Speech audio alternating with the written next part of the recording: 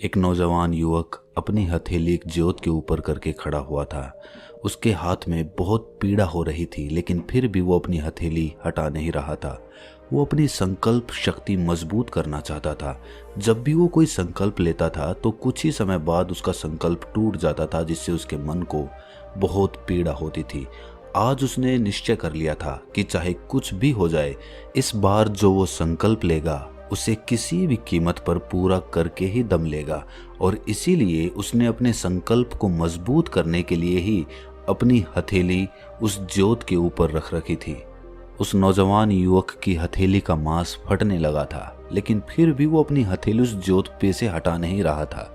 पीड़ा की स्थिति में भी बार बार वो अपने संकल्प को दोहरा रहा था, ताकि उसका संकल्प उसके अंतर मन तक उतर सके। तभी उस नौजवान युवक का गुरु वहां पर पहुंचा। उसने जब ये दृश्य देखा तो उसने जल्दी से अपने शिष्य का हाथ वहां से हटा दिया और उसे डांटते हुए समझाया कि तुम ये क्या पागलपन कर रहे हो, इससे तुम्हें क्या हासिल होगा? अपने साथ हिंसा करके तुम अपने संकल्प को कैसे मजबूत कर सकते हो? ये तो निरा पागलपन है। गुरु ने उसे समझाते हुए कहा कि याद रखना, संकल्प वही मजबूत हो सकता है जो बिना किसी हिंसा के लिया गया हो, बिना किसी दबाव के लिया गया हो, जिसमें शुद्ध रूप से अहिंसा भरी हुई हो। ऐसा संकल्प ही तुम्हारे मन में लंबे समय तक टिका रह सकता है, वरना तो हिंसा करके तुम अपना ही नुकसान करोगे। उस नौजवान युवक ने झल्ला कर उत्तर दिया कि गुरुदेव, फिर मैं क्या करूं? मेरी समझ में नहीं आता कि मैं किस तरह किसी काम में अपना पूरा चित्त लगाऊं। किसी काम की शुरुआत में तो मेरे अंदर बहुत जोश होता है, उत्साह होता है, लेकिन कुछ ही समय बाद मेरी एकाग्रता खत्म हो जाती है। मुझे समझ में नहीं आता है कि मैं लंबे समय तक अपने लक्ष्य पर एकाग्र क्यों नहीं रह पाता। ऐसी क्या कमी है मेरे अंदर, और उस कमी को मैं किस तरह पूरा कर सकता हूँ? मैं परेशान हो गया हूँ, मुझे समझ में नहीं आ रहा। कभी कभी तो मैं अपने आप को ही हानि पहुंचाने लगता हूँ। मैं खुद से नाराज हो जाता हूँ, गुस्सा हो जाता हूँ, झल्ला जाता हूँ। मेरा दिमाग काम करना छोड़ देता है। ऐसी स्थिति में मैं क्या करूं? मेरे सारे मित्र कामयाब हो चुके हैं और मेरे घर वाले मुझे रोज ताने देते रहते हैं। वो कहते हैं कि तू नाकामयाब है, तू कोई काम नहीं कर पाएगा। और अब तो मुझे लगने लगा है कि शायद वो सही कहते हैं। शायद मैं अपने जीवन में कभी कामयाब नहीं हो पाऊंगा।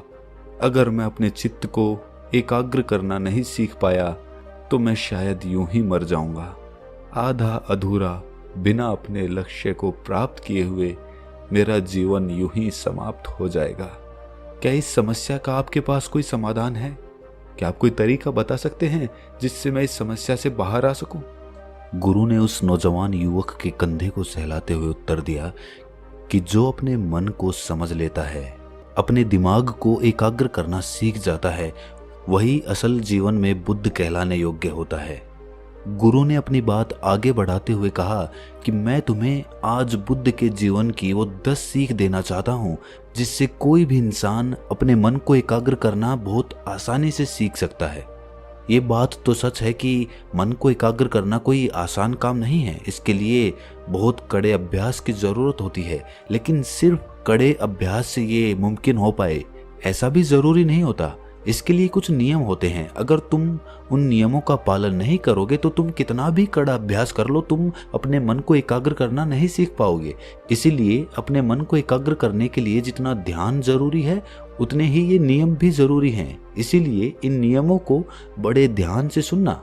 गुरु ने पहला नियम बताते हुए कहना शुरू किया कि जिस प्रकार एक सांप अपनी कांचली उतारता रहता है, उसी प्रकार एक इंसान को अपना अतीत अपने मन पे से हमेशा हटाते रहना चाहिए, वरना तो उसका मन अपने अतीत के बोझ के तले दबता चला जाएगा और उसका मन धीरे धीरे बूढ़ा होता जाएगा।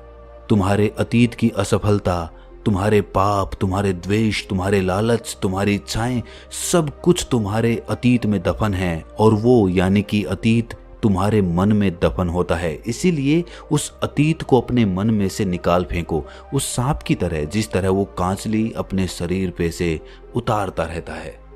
दूसरा नियम जो गुरु ने बताया वो कुछ इस प्रकार था कि तुम्हारा शरीर ही तुम्हारी सबसे बड़ी संपत्ति होता है। अगर इस बात को तुम दिमाग में बिठा लो तो तुम अपने शरीर के साथ कभी भी खिलवाड़ नहीं करोगे। बुद्ध के जीवन की एक बहुत ही अद्भुत घटना के बारे में चर्चा करते हुए गुरु ने बताया कि एक बार बुद्ध जब ध्यान की प्राप्ति के लिए इधर उधर भटक रहे थे तो एक गुरु ने उसे उपवास करने की सलाह दी। महात्मा बुद्ध जो भी प्रक्रिया अपनाते थे उसे पूरे तन और मन से अपनाते थे, उसे आधा अधूरा नहीं करते थे, उसे पूरा करके ही दम लेते थे। इसीलिए उन्होंने उपवास के नियम को अपने जीवन का एक बहुत बड़ा हिस्सा बना लिया। लेकिन उपवास करते करते धीरे धीरे समय के साथ उनका शरीर बहुत कमजोर होने लगा था। उनके अस्थि पंजर दिखने लगे थे, उनका शरीर एकदम दुबला पतला हो गया था। एक दिन जब बुद्ध नदी पर नहाने के लिए गए तो नहाते नहाते अचानक वो वहीं पर बेहोश हो गए। जब बुद्ध वहां पर बेहोश हुए तभी वहां पर एक स्त्री उस नदी पे पानी भरने के लिए पहुंच गई। जब उन्होंने बुद्ध को बेहोश होते देखा तो वो उन्हें किनारे पर लाई और उन्हें होश में लाते हुए उन्हें समझाना शुरू किया कि जब आप शुरुआत में यहाँ पर आए थे तो आपके चेहरे पर एक तेज था, एक गरिमा थी, एक राजकुमार जैसा चेहरा था आपका। लेकिन आप कौन सी तपस्या कर रहे हैं जिससे आप इतने कमजोर हो गए हैं? आपका शरीर इतना दुबला पतला हो गया है, आपके चेहरे पर कोई तेज नहीं रहा। आखिर ऐसी खोज का आप करेंगे क्या अगर आपका शरीर ही जिंदा नहीं रहेगा? ये शरीर ही तो है जो आपके सत्य की अनुभूति आपको कराएगा, लेकिन आप तो इसी को खत्म करने पे तुले हुए हो। ये कैसी बुद्धिमानी है, ये कैसी तपस्या है? माफ कीजिएगा, मुझे कुछ समझ में नहीं आया। जब बुद्ध ने उस स्त्री की बात सुनी तो तत्काल उसके मन के सारे संशय दूर हो गए और बुद्ध ने निश्चय कर लिया कि वो सत्य की प्राप्ति के लिए अपने शरीर के साथ कभी भी हिंसा नहीं करेंगे। जी हाँ, ठीक सुना आपने, हिंसा। हिंसा सिर्फ दूसरों के साथ नहीं होती, जो हम खुद के साथ करते हैं, खुद को प्रताड़ना देते हैं, खुद को दुख देते हैं, वो भी एक प्रकार की हिंसा ही होती है। इसीलिए जिस प्रकार हम दूसरे जीवों के प्रति अहिंसा का भाव रखते हैं, उसी प्रकार हमें अपने शरीर के साथ भी अहिंसा का भाव रखना चाहिए, उसकी पूरी देखभाल करनी चाहिए। आखिरकार वही तो हमारी सबसे बड़ी संपत्ति होता है। गुरु ने तीसरा नियम बताते हुए कहा कि चांद, सूरज और सत्य ज्यादा दिन तक छुपे हुए नहीं रह सकते, इसीलिए हमेशा सच बोलो, झूठ का सहारा कभी भी मत लो, सिर्फ सत्य बोलो।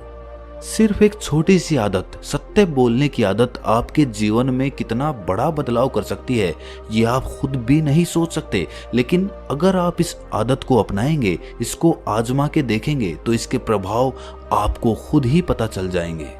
ज्यादातर लोग तो बेवजह झूठ बोलते रहते हैं, जैसे वो उनकी आदत हो गई है। जहां पर उनको झूठ बोलने की जरूरत भी नहीं होती, वो वहां पर भी झूठ बोलते रहते हैं।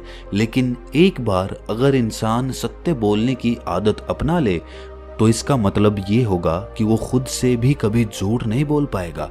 अगर खुद से हम खुद के बारे में सत्य बोलना सीख लें तो हमें किसी के कहने से कोई फर्क नहीं पड़ेगा, क्योंकि हम खुद का सत्य खुद जानते हैं। लेकिन इंसान खुद से सत्य तो तब बोलेगा जब वो दूसरों से सत्य बोल पाएगा। इंसान तो अक्सर दूसरों के सामने भी झूठ बोलता रहता है, तो वो खुद से सच बोलने की उम्मीद कैसे रख सकता है? अगला नियम बताते हुए गुरु ने समझाया कि गधों के बराबर चलने से अच्छा है कि घोड़ा अकेला ही चले। अगर तुम्हें अपनी आध्यात्मिक उन्नति के लिए कोई साथी नहीं मिल रहा है, कोई संगत नहीं मिल रही है, तो तुम अकेले रहना सीखो। बेवकूफों की संगत में मत पड़ जाना, वरना इससे तो तुम खुद की हानि ही करवाओगे। तुम्हारे बेचारेपन का लोग फायदा उठाएंगे, तुम्हें धोखा देंगे, जिससे तुम्हारे अंतर्मन को पीड़ा पहुंचेगी, जिससे तुम्हारा अंतर्मन किसी पर विश्वास नहीं कर पाएगा। और जब तुम्हारा अंतर्मन किसी पर विश्वास नहीं कर पाएगा तो तुम खुद पर कैसे विश्वास कर पाओगे? और इस सब का कारण होता है बेवकूफों की संगत, धोखेबाजों की संगत, चालबाजों की संगत। और तुम इस संगत में बार बार पड़ते हो, बार बार धोखे खाते हो और बार बार वहीं पर पहुंच जाते हो। कब तुम्हें अकल लगेगी? कब तुम खुद के बारे में सोचना शुरू करोगे? इससे अच्छा तुम अकेले रहो, अकेले रहने की आदत पालो, अकेला रहकर अपनी ताकत को पहचानो, क्योंकि यहाँ पर कोई अपना नहीं होता। अगला नियम बताते हुए गुरु ने समझाया कि जो तुम्हारे पास पहले से मौजूद है उसकी कद्र करना सीखो। इंसान हमेशा ज्यादा की ख्वाहिश रखता है और उस ख्वाहिश में, उस उम्मीद में, उस महत्वाकांक्षा में वो ये भूल जाता है कि उसके पास पहले से क्या मौजूद है। उसकी वो कभी कद्र ही नहीं करता। चाहे इसमें आप हुनर ले लीजिए, चाहे किसी इंसान के साथ अपने संबंध ले लीजिए। हुनर के मामले में बात करें तो आपके पास कोई हुनर मौजूद है, आपको भी पता है, लेकिन आप दूसरे से प्रभावित होकर उस जैसा कोई हुनर सीखने की महत्वाकांक्षा पाल लेते हैं और अपने आप को पीड़ा पहुंचाते रहते हैं। आप अपने हुनर की खुद कद्र नहीं कर रहे तो दूसरे कैसे कद्र करेंगे। और उसी प्रकार जो इंसान आपके पास मौजूद है, आपके लिए संवेदनाएं रखता है, आपके परिवार का हिस्सा है, आप उसी की कद्र नहीं कर रहे हैं, उसी को समय नहीं दे रहे हैं और उनके पीछे भाग रहे हैं जो आपको समय ही नहीं देना चाहते, जो आपके अपने हैं ही नहीं। तो ऐसे लोगों से आप क्या उम्मीद रख सकते हैं।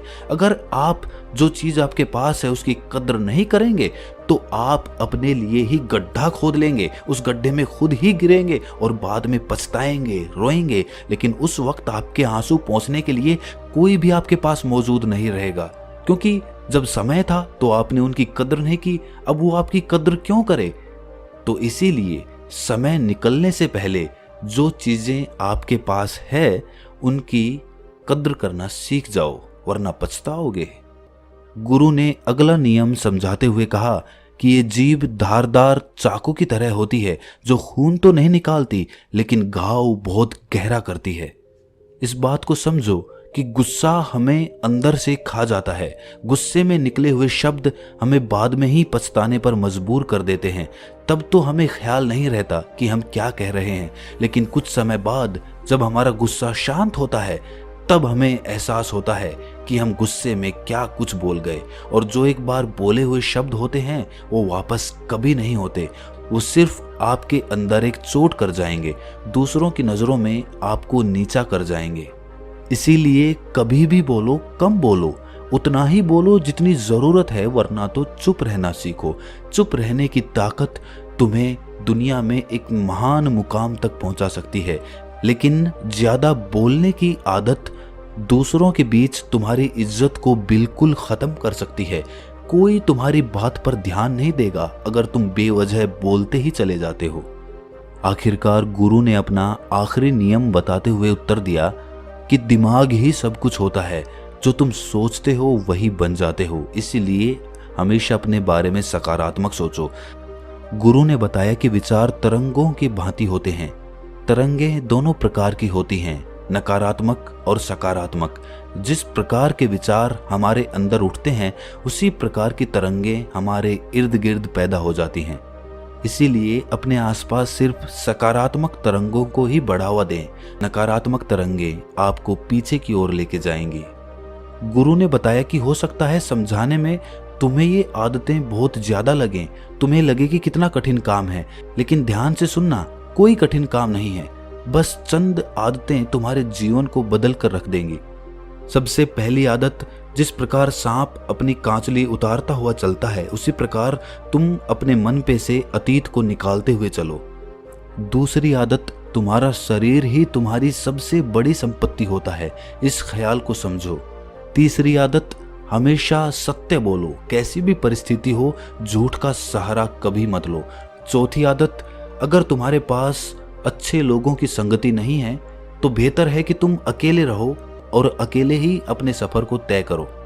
पांचवी आदत, जो कुछ बोलो सोच समझकर बोलो, कम बोलो, अन्यथा चुप रहना सीखो।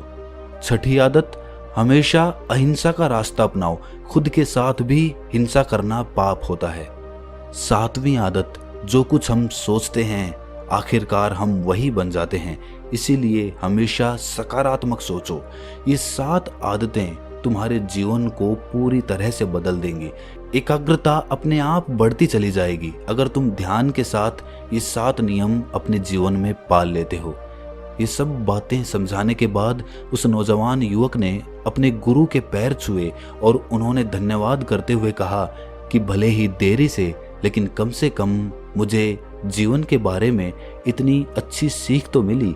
आगे से ये सीख और ये आदतें मैं अपने जीवन में ज़रूर अपनाऊंगा।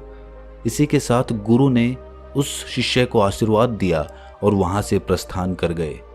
तो दोस्तों कैसी लगी ये कहानी आपको कमेंट सेक्शन में ज़रूर बताना, और अच्छी लगी हो तो इस चैनल को सब्सक्राइब करके बेल नोटिफिकेशन को ज़रूर दबा देना। तो मिलते हैं किसी अगली कहानी में, तब तक के लिए अपना ख्याल रखें।